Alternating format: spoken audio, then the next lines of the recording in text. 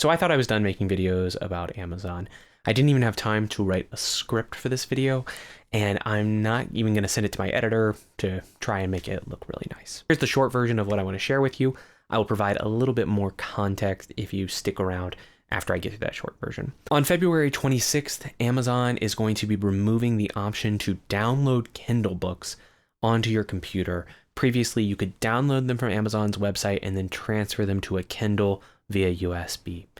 That option is being completely removed.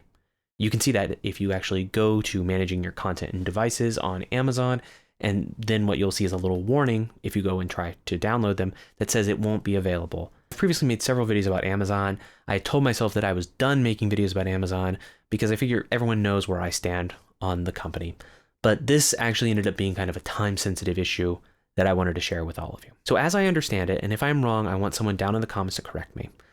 But this essentially makes impossible one of the workarounds you had for the problem of not owning your Kindle books. That workaround essentially was that you would download it to your computer, you would strip it of DRM using a software called Caliber.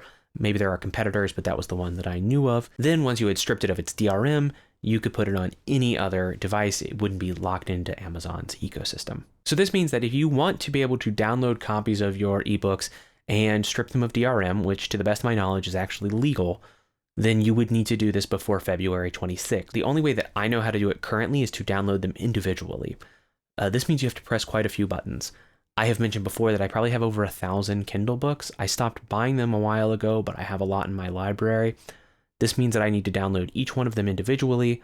I could strip them of their DRM later, but they need to be downloaded to my computer by February 26th. I'm recording this on February 17th, maybe posting this on February 18th, so that gives me about a week. The reason that this matters is because really buying a Kindle book is more like buying a license, which is more like a long-term loan.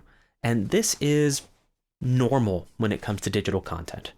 If you buy games on Steam, you are, I believe, still just buying a license. If you've bought movies or TV shows from Amazon, then you're also still buying a license. And this means that if they ever take them off of Amazon for some reason, well, your purchases aren't yours anymore. And the same thing can happen for books. It hasn't happened very often, but it can happen in theory. And I'm someone who holds, I guess, an old-fashioned view about ownership, which says that if I paid for something, I should be allowed to keep it. I do not have any insight when it comes to Amazon's business plans in the future when it comes to Kindle. And I don't want to speculate about any particulars because, well, I simply don't know what they're going to do. But I do know that when you move to a cloud storage model, you as the consumer are giving up more and more control to whoever it is that actually owns the files. This means that publishers could increasingly make changes to the content of books, which they can already do, and you wouldn't have a way to even preserve a single copy that you would like. In my old Kindle video, I mentioned that my beloved Wheel of Time ebooks got new covers from Amazon, at least some of the early ones. They turned the covers of those books into ads for their Amazon show. And I just have this basic principle that I don't want a cover to be updated, and I especially don't want the cover to be updated so that Amazon can advertise to me. So I had gotten lazy and hadn't downloaded all of my books from Amazon and then stripped them of their DRM, but I'm going to be doing that over the next week. Maybe you'll consider joining me in not buying ebooks from Amazon anymore. It's a shame because a lot of authors feel that they have to sell exclusively on Amazon, but Amazon is a company that doesn't want to respect your right to own books that you buy. It's an awful system. I don't like it, but at least for a long time I could tell myself that it was maybe okay because I could at least download the books. But they're taking that away. There are reasons that some people want or even need to read on an e-reader. When I switched to reading on a Kindle at some point a couple of years ago, I actually ended up reading more books because I could carry my Kindle with me anywhere. I like the feeling of an e-reader. I like being able to keep one. And I will continue to use an e-reader. I just don't want to be locked into Amazon's Kindle ecosystem.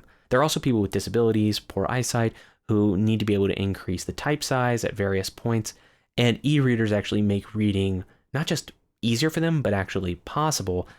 And it's a real shame that the company that provides the vast majority of ebooks and e-readers is going to increasingly lock you into a system for this kind of technology that actually is essential for some people when it comes to wanting to read. So I don't have great solutions other than the fact that I do think that you should download your books, you should strip them of DRM, and then you should look at other places to buy ebooks in the future if you can, and if you are able, buy physical copies of your media.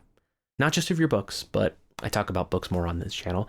Buy them of movies. It's basically impossible, I think, to buy physical copies of video games now, but if you like video games, it'd be nice if you could find a way to have physical copies of those too. If you're trying to support an author, see if they sell books directly on their website, especially if they're selling the remainders. Those are hardbacks or paperbacks they bought from the publisher and then can sell to you.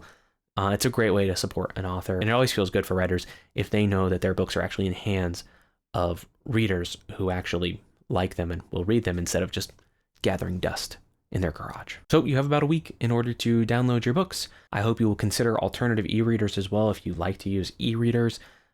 Kobo is one brand, but there's also Books. There are lots of YouTube videos that will help you pick the right e-reader that's for you. It seems to be a thriving sort of subset of tech right now, so I'm sure you'll be able to find something.